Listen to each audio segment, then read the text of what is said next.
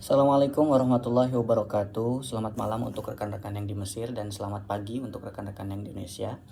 Pada kesempatan kali ini saya tertarik untuk membahas salah satu partai yang dimana partai tersebut bisa kita katakan sebagai partai baru ya, karena dia lahir pada akhir 2014 kalau saya tidak salah.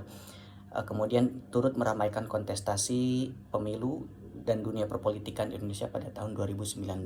Yang menjadi titik perhatian saya untuk membahas partai tersebut adalah karena partai tersebut memiliki ciri khas tersendiri dalam meraup suara untuk turut meramaikan pilkada atau perpolitikan di Indonesia dengan berbagai macam kontroversinya. Terlepas dari hal tersebut, namun partai tersebut memiliki goal tersendiri, yaitu memiliki banyak kepercayaan dari seluruh masyarakat lapisan di Indonesia dari Sabang sampai Merauke. Kita sebut saja partainya adalah partai yang berlambangkan mawar dan berwarnakan merah, yaitu Partai PSI.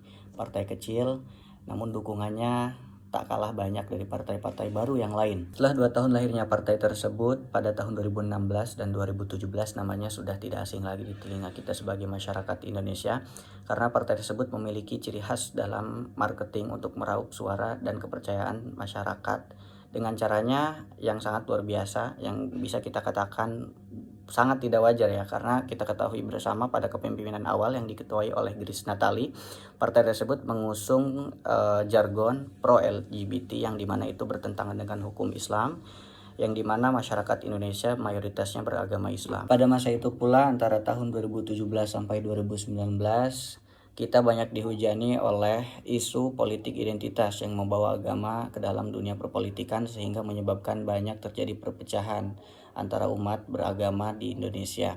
Beranjak kepada kepemimpinan berikutnya yang diketuai oleh Giring Ganesa, yang dimana beliau adalah seorang vokalis band ternama di Indonesia yang kemudian diangkat sebagai ketum partai. Dan setelah terpilihnya Anies menjadi Gubernur DKI Jakarta, banyak kebijakan-kebijakan Anies Baswedan yang kemudian dikritik oleh Giring Ganesa sebagai ketum partai PSI. Yang paling sentral yang kita ketahui bersama hingga viral di masyarakat Indonesia adalah kebijakannya terhadap pembangunan Jakarta International Stadion. Tidak hanya kontroversi tersebut yang ditimbulkan oleh Giring Ganesa, dirinya juga mendeklarasikan sebagai calon presiden Republik Indonesia untuk 2024. Terdengar sangat aneh ya, karena jarak antara deklarasi pribadi dengan pemilihan presiden cukup sangat jauh, sekitar 3 tahun atau 4 tahun.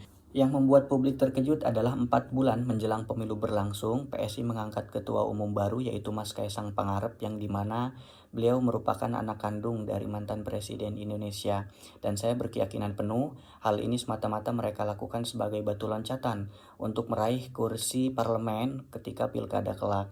Dan karena Mas Kaisang ini mempunyai privilege, yaitu anak presiden, maka dijadikanlah beliau sebagai ketum PSI untuk menjadi sorotan masyarakat terhadap partai tersebut, yang kemudian nanti masyarakat memilih partai tersebut dan menjadi kadernya dalam Pilkada 2024. Kemudian PSI menyatakan dukungannya berada di barisan Prabowo dan Gibran untuk pemilihan calon presiden dan wakil presiden pada 2024. Dan kita ketahui bersama, Gibran merupakan kakak kandung dari Mas Kaisang yang dijadikan sebagai ketum PSI.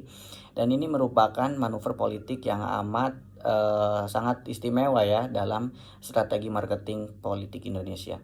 Nah, rekan-rekan sekalian, belakangan ini Partai PSI ingin merombak aturan prosedural terkait pemilihan ketua umum baru, karena mungkin Mas Kaisang dianggap telah memenuhi syarat untuk menaikkan tingkat suara pada pemilu 2024. Kita dapati beberapa waktu lalu ketika P3 menawarkan Pak Jokowi sebagai ketua umum partai, dan kita mendapati statement beliau bahwasanya beliau mengatakan ingin di PSI saja.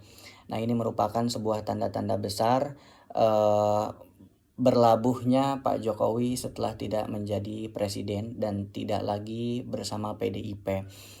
Di tengah isu Pak Jokowi ingin memasuki ke partai PSI yang mungkin saja kelak akan dijadikan sebagai ketua umum, kita dijumpai pula kabar bahwasanya terdapat salah satu kader yang ingin menjadi rivalnya Pak Jokowi ketika di pemilihan ketua umum PSI kelak, yaitu Ronald Sinaga atau yang kita kenal sebagai Bro Ron, yang dimana beliau adalah kader PSI yang menjadi garda terdepan dalam penuntasan penyelewengan dana PIP di seluruh sekolah di Indonesia.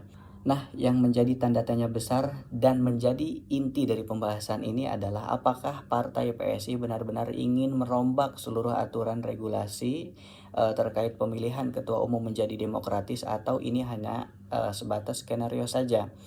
Karena mungkin saja Ronald Sinaga ini dia mencalonkan dirinya didesak oleh kader-kadernya yang lain karena agar terlihat pemilihan ketua umum PSI ini dipilih secara demokratis. Meskipun begitu, namun kita tahu bahwasanya nanti pada akhirnya adalah Pak Jokowi lah yang terpilih dan akan memimpin partai PSI ke depannya. Dengan pertimbangan karena simpatisan beliau dan pendukung beliau yang cukup solid dan masih banyak tersebar di Indonesia, yang akan membuat nama PSI melejit semakin jauh dan mungkin nanti akan mencapai target dan akan mendapatkan kursi di parlemen pada pemilihan 2029 nanti. Baik rekan-rekan semua, mungkin itu saja sedikit analisa saya terhadap partai PSI. Yang menjadi pembahasan kali ini adalah bagaimana cara PSI bermanuver dalam mengkampanyekan partainya dengan cara yang sangat tidak wajar. Dan apakah partai PSI ingin merombak secara keseluruhan proses pemilihan ketua umum dengan cara demokratis atau ini hanya sebatas skenario saja? Bagaimana pendapat kalian? Kita lihat nanti apa hasilnya dan itu saja dari saya. Silahkan berkomentar di kolom komentar. Sekian, Assalamualaikum warahmatullahi wabarakatuh.